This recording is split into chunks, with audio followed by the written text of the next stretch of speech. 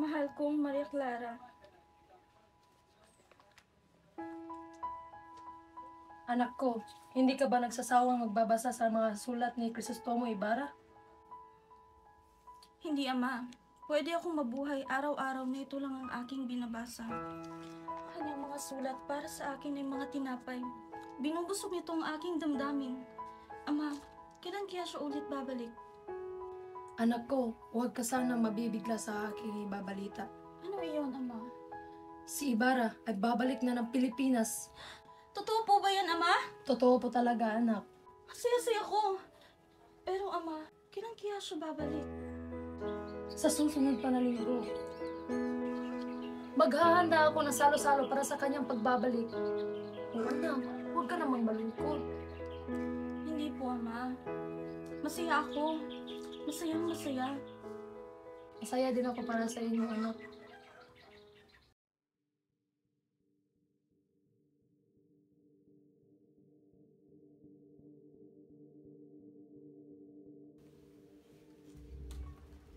Hindi nyo babatid na marami sa mga Indio ang mangmang? Padre Damaso, hindi rin ba ninyo batid na tahanan tayo na isang Indio? Maaari niyong masaktan si Kapatid Tiago. Matagal na ang pinagkaloob ni Tiago na hindi siya isang Indio. At inuulit ko, walang makakatalo sa kamangmangan ng mga Indio. Mga kaibigan, ikinagagala ko ipakilala sa inyo ang dahilan ng pagsasalong ito. Anak ng aking nasirang kaibigan, si John Crisostomo Ibarra, kakagaling lang niya sa Europa. Buenos noches, amigos. Sa mga kura sa aking bayan at sa pinakamatalik na kaibigan ng aking ama, Padre Damaso. Patawarin po ninyo ako sa aking pagkakamali. Hindi ka nagkakamali. Ako nga si Padre Damaso, ngunit kailanman hindi ako naging matalik na kaibigan ng iyong ama. Ikaw na ba ang anak ng imaong si Rafael Ibarra? Sa inyong lingkod, Senyor Teniente. Maligayang pagdating. Naway maging mas mapalad ka kaysa sa iyong ama. Maraming salamat po.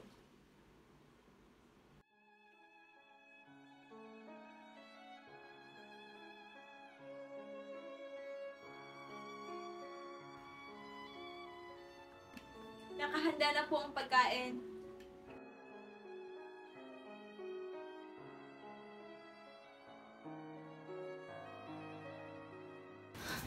Wala ka bang mga mata? Meron po, senyora, mga matang mas malinaw pa kaysa sa'yo. Ngunit nakatuon lamang ako sa kulot niyong buhok.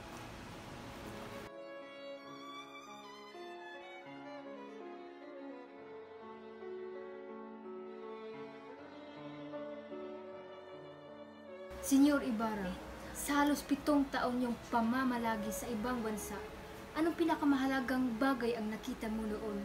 Nang natutunan ko ang kasaysayan, nalaman kong ang kalayaan o pag-alipin ng isang bansa ay nagdidikta ng kasaganahan o paghihikaos nito. Nagawa mong lustayin ang iyong yaman para lamang dyan? Wala ka na bang ibang magawa? Isa kang bulag. Kahit isang batay alam yan. Nagpapasalamat ako at palagay ang loob ng dating kura sa akin.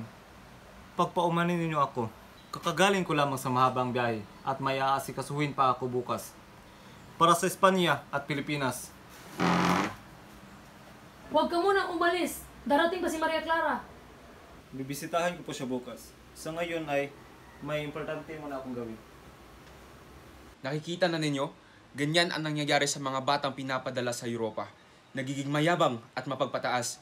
Kaya dapat lamang talagang ipagbawal ang pagpapadala ng kabataan sa Europa. Senyor Ibarra, Teniente, ikaw pala. Binulak na ako. mag-ingat kayo, senyor. Sana maging aral sa inyong nangyari sa inyong ama. Tila may nalalaman ka tungkol sa pagkamatay ng aking ama. Maaari niyo pang sabihin sa akin? Wala pa kayong nalalaman? Sa pagkakaalam ko, namatay yung ama sa loob ng bilangguan. Sa bilangguan, nakulong po aking ama. Hindi kaya kayo'y nagkakamali lamang? Hindi ako maaaring magkamali. Namatay yung ama sa loob ng bilangguan. Si Rafael Ibarra, na pinagbintangang erehe at puilbustero ni Padre Damaso. Maaari niyo bang sabihin sa akin ang buong pangyayari? Bakit po siya nakulong? Noon, mayroong isang Kastilang mangmang at masama ang ugali na naging kolektor ng buwis. Nang siya'y nangongolekta, minsan siyang napagkatuwaan ng mga bata. Baby, bubu, Tigilan niyo ko, baka kung ano magawa ko sa inyo. Hindi ba di siya marunong sumulat? Di para saan ang kanyang dinala ng lapis? Anong sabi niyo?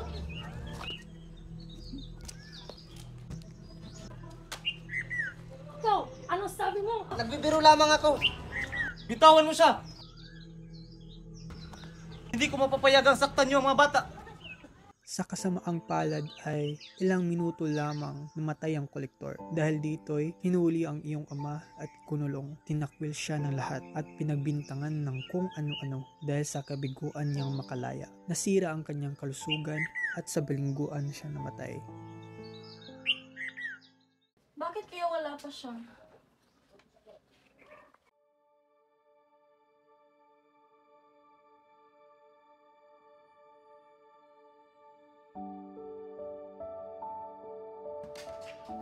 Magandang araw po, Tia Isabel. Magandang araw din sa iyo, Iho. Nandito po ba si Maria Clara? Pasok ka muna. Paupo ka muna, Iho, at tatawagin ko muna siya.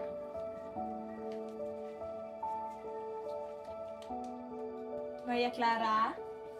Si Tia Isabela mo ito? Pasok po kayo, Tia. Iha, nariyan si Crisostomo mo. Paghihintayin mo pa ba siya? Hindi na po, Tia.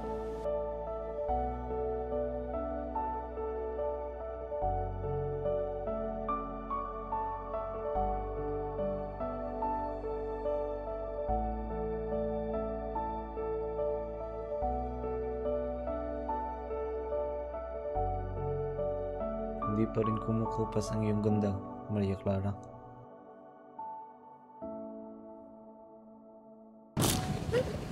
Nakapunta ka lang sa Europa. Tumamis na yung mga salita. Marahil maraming magandang babaeng nahulog sa pambobola mo, no? Mahal ko, alam mo bang ako ay isang mapalad na nilalang? Mapalad? Bakit? Dahil sa mga babae mo? Dahil ipinagpasya ng ating magulang na ako ikasal sa pinakamagandang babae na nasa harapan ko. Asus, binubola mo lang ako. Labis akong nangungulila sa iyo, Maria. Higit akong nangungulila, Crisostomo. Patawarin mo ako kung ako'y magpapaalam. Kailangan ko nang umuwi sa San Diego dahil bukas ay araw ng mga. Hanggang sa muli, mahal ko. Lang, mahal ko. Sandali lang, mahal ko. Lalangin ko sa ulo ko. Maraming salamat, mahal ko. Mag-iingat ka, mahal kong Crisostomo.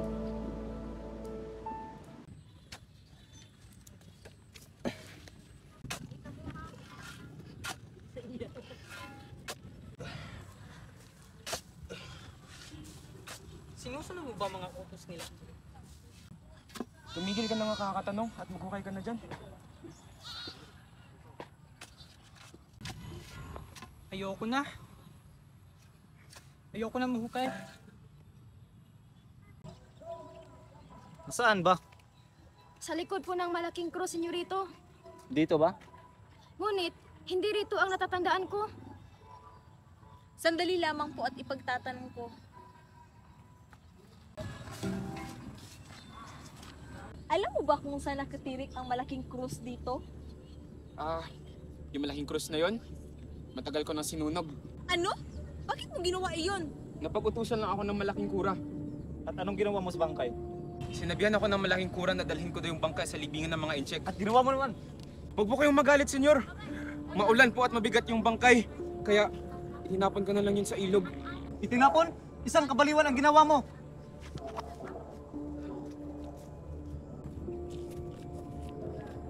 Anong ginawa mo sa aking ama?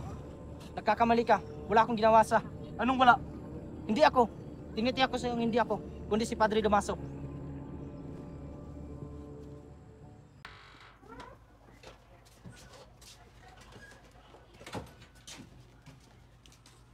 Pagpahinga muna tayo, Crispin. Kuya, magkano ba ang kinita mo ngayong buwan? 2 piso, bakit ba? Nais kong bayaran mo ang sinasabi nila ninakaw ko. Sira ka ba, Crispin? Di ba 32 piso ang binibintang sa'yo? Kahit 2 taong ako magtrabaho, hindi ko mababayaran iyon. Ngunit wala talaga akong ninakaw. Wala talaga akong ninakaw, kuya. Kapag nalaman itong inay, natatakot ako.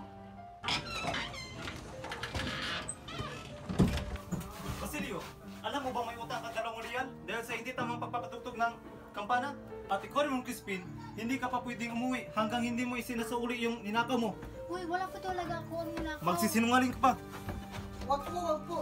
Matagal na namin hindi nakikita ang aming inay. Pagbigyan mo na po kami. Kuya, tulungan mo ako! Papatayin nila ako! Crispin!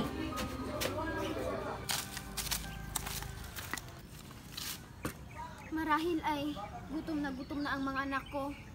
Hindi ko sila hayaang magutom, kaya naghanda ako ng masarap na pagkain.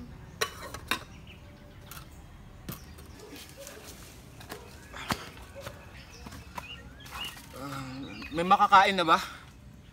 Meron! Nasaan at nagugutom na ako. Ito.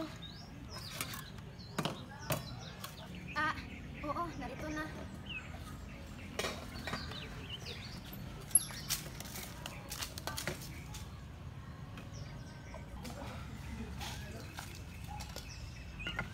Wala nang natira? Ngunit, para ng mga anak mo? Bakit? Rereklamo ka? Wala. Tsaka teka, asan ba yung mga batang yun? Nasa kumbento pa, pero uuwi rin sila. Teka, hindi mo ba sila hihintayin? Inuutusan mo ba ako? Aalis ako kung kailan ko gusto. Kawawang mga anak ko. Magsasaing na lamang ako ulit.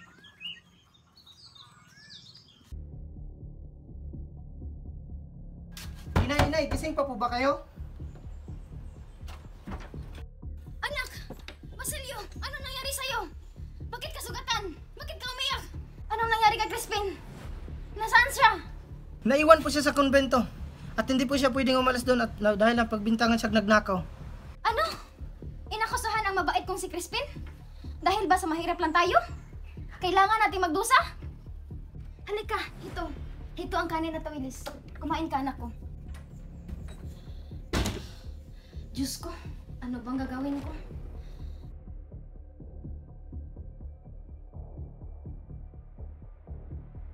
Para saan ang mga yan, Ale? Para sa Cora, nais ko sana siyang makausap. May sakit ang kura ngayon. Tungkol saan ba ito? Hindi pa kasi umuwi ang anak kong si Crispin. Crispin? Kung ganun ikaw ang ina na magnanakaw? Abe, matapos magnakaw ng mga batang iyon ay umalis rin. Inutusan pa nga ako ng mga kura na magpunta sa kwartel at magsuplong. Sa katunayan nga ay papunta na ang Guardia Civil sa iyong tahanan upang hulihin ang anak mong magnanakaw. Hindi! Hindi magnanakaw ang mga anak ko! Huwag mong iyakan ang mga anak mo. Wala kang mapapala sa kanila dahil nagmana sila sa kanilang ama. Ikaw ba si Sisa? Ang ina ng mga magnanakaw? Opo, ako nga ho si Sisa. Ngunit hindi pa magnanakaw mga anak ko. Huwag mo nang ipagkaila kung ayaw mong lumala pa ang sitwasyon. Sabihin mo na kung saan mo itinago si Crispin. Senyor, ilang araw na hong hindi ko nakikita ang anak kong si Crispin. Eh kung ganon, isauli mo na lamang ang perang ninakaw ng iyong mga anak. Senyor, kahit paminsang magugutom ang mga anak ko, hindi nila magagawa ang magnakaw. Maniwala kayo! Sinungaling! Pero kung iyan ang iyong gusto, ikaw ang ikukulong namin hanggang sa hindi sinasauli ng iyong anak ang mga ninakaw nila. Pero wala ho talagang ninakaw mga anak ko, senyor. Parang awanin na. Huwag niyo akong ikulong. Maniwala kayo! Uy, Maria Clara, kasa na kayo ni Ibarra? Kami ni Ibarra? Ano kami ni Ibarra? Hindi ba? Pakarating lamang niya. Oo, sa katunayan. Pagpunta na siya dito ngayon. At sabay kami mangungusta. Nandito ka na pala, Crisostomo. Maaari na ba tayong umalis? Mahal ko. Huwag yan ang nais mo.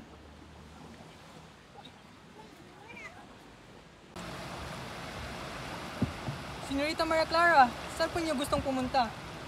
Nais ko sanang pumunta sa palaisdaan ng aking ama. Malayo pa ba? Naku ho, hindi senyorita. Ilang sandali na lamang ay makakarating din tayo roon. Ano yun? Marahil ay kahoy lamang po. Kahoy lamang pala. Kahoy pa rin ba yun? Sandali lamang po, titignan ko.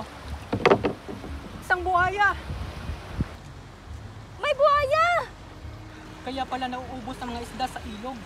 Kailangan na mamatay ang buhayang yan. Crisostomo, iligtas mo siya. Nanganganib ang buhay niya. Huwag kang mag-alala, mahal ko. Ililigtas ko siya. Ibarra! Nasaan na sila? Baka kung anong nangyari sa kanila. Ligtas sila! Ligtas sila!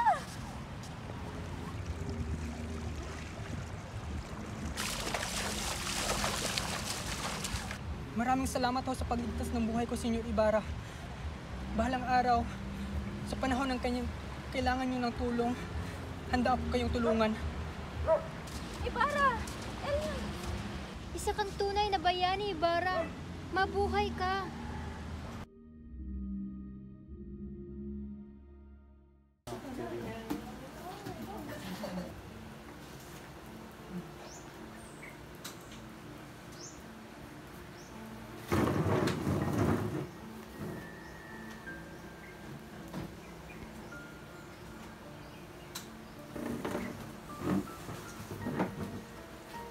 Mahal ko, nagustuhan mo ba ang pagkakagawa na itinayo kong paaralan?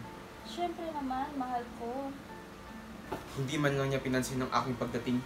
Talagang tumataas na ang kanyang tingin sa kanyang sarili. Nakapunta lang siya ng Europa, akala niya kung sino na siya kung umasta. Huwag mo na lamang pansinin ang kanyang mga sinasabi, mahal ko.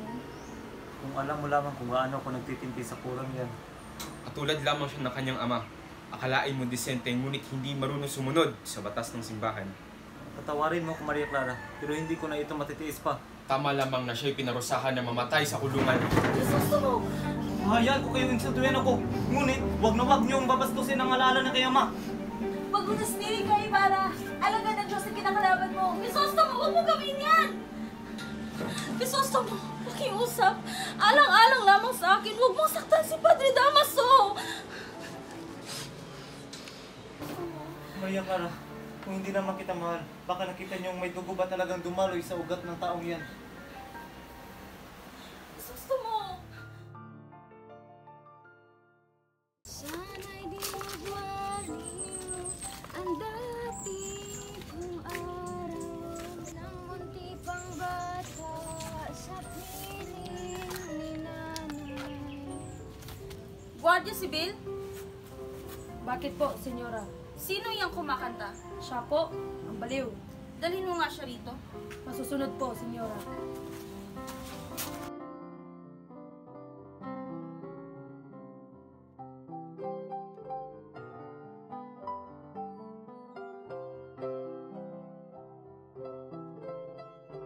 Narito na po siya, senyora! Pakantayin mo siya.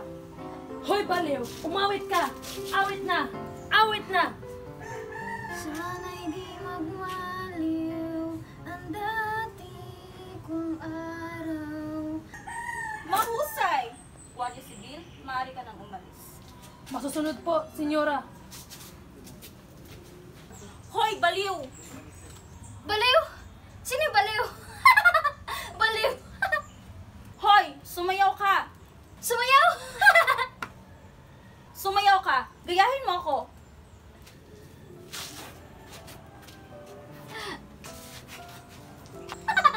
Sumayaw ang matandang baliw? Hoy! Hindi ako ang baliw! Ikaw ang baliw! Ikaw ang baliw! Ako? Ako ang baliw? Ako ang baliw? Oo, ikaw nga! At inuutusan kitang sumayaw! Ayoko! Ayokong sumayaw! Baliw lang ang sumasayaw!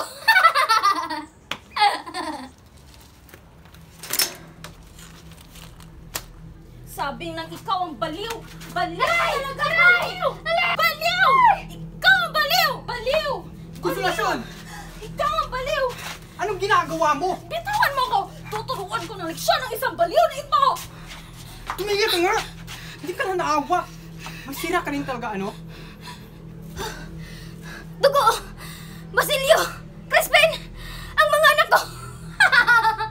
Dugo! Dugo! Guardia Sibil! Bihisan niyo at gamutin niyo ang babaeng ito.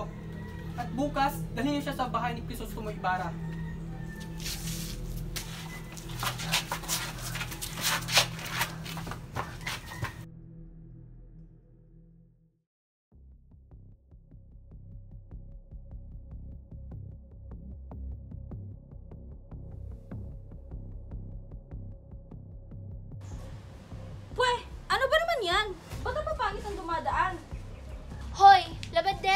Kami bang pinaparinggan mo? Anong sabi mo? Labandera? Gusto mong plansyahin ko yung buhok mo? Hoy, matandang mangkukulam, kung makapagsalita ka, akala mo kung sino kang maganda. Anong sabi mo? Gusto mo mag-toast tayo? Kung makapagsalita ka? Hindi kita urungan! Anong sabi mo? Pwede bang tumigil na kayong dalawa? Para kayong mga bata. Alperes, pagsabihan mo nga yung asawa mong mukhang mangkukulam. Kung hindi ka lang isang babae. Tayo na, Victorina. Wala tayong mapapala sa mga iyan. Ano ba? Ba't mo ako pinigilan? Tiburcio, bakit hindi mo man lang hinamon yung mayabang na Alperes na yon? Sa tingin mo, may laban ba ako sa kanya?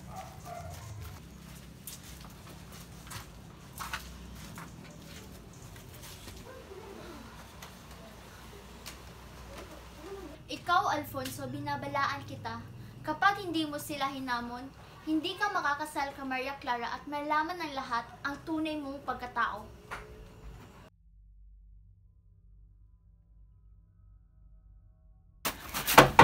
Tao po! Oh, Elias! Senyor, umalis na kayo sa lugar na ito. Ligtas niyo po yung sarili. Anong ibig mo sabihin? May pag-aalsa pong gaganapin.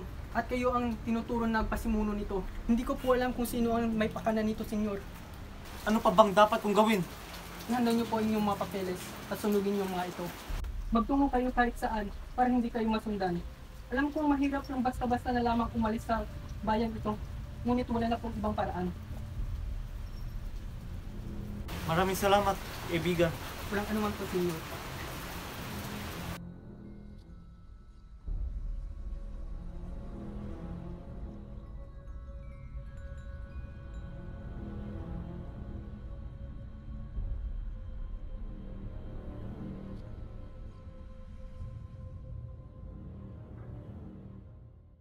Gusto mo, mahal ko.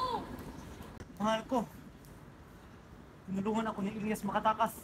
Patawarin mo ako, mahal ko. Hindi masama ang loob ko sa'yo. Ako ang patawarin mo. Dahil kailangan ko nang lumayo sa'yo. At sa lugar na ito. Hindi ka dapat humingi ng tawad sa akin, mahal ko. Dahil nasisiguro ko na mag-aanilangan ka kapag nalaman mo Nalaman kung ano. na ang tunay kong amay ang kinasusuklam mo si Padre Damaso.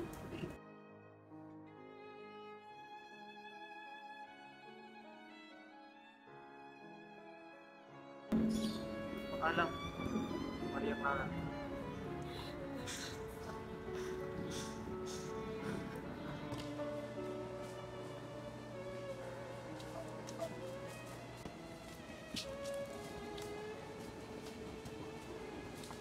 Marunong ko bang sumugwan, senyor? Oo, Ligtas niyo ang sarili. Ililigaw ko sila.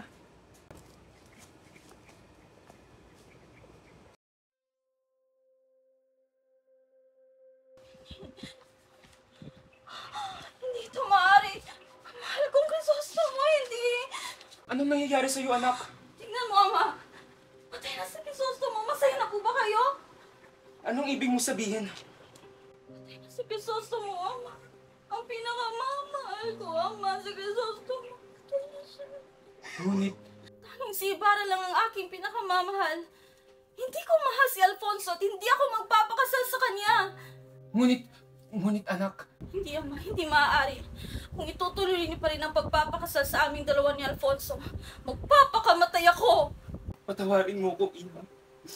Patawarin mo ko kung nasumasok ako sa buhay mo at sa inyong dalawa ni Ibarra. Patawarin mo ako.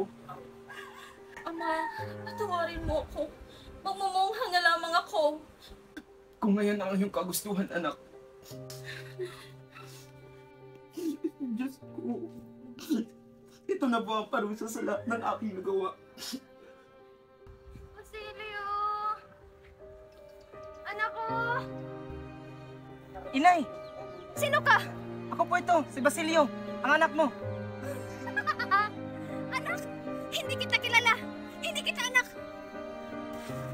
Inay, huwag kayo pong matakot sa akin. Ako po ito, ang inyong anak, si Basilio. Basilio! Opo, Inay. Ako po ito, ang anak niyo. Inay! Bakit niyo po ko iniwan? Inay! Iho, sino po kayo? Anong gusto mong gawin sa inay mo? Gusto ko po siyang ilibing sa sementeryo. Ngunit wala po akong pera. Kumuha ka na lamang ng panggatong. Total, malapit na rin ang kamatayan ko. At sa sandaling mangyari iyon, sunugin mo ang aming katawan hanggang sa maging abo. At maghukay ka. At paghukay mo, may makikita ng kayamanan. At gamitin mo ito sa iyong kinabukasan. Naintindihan mo ba?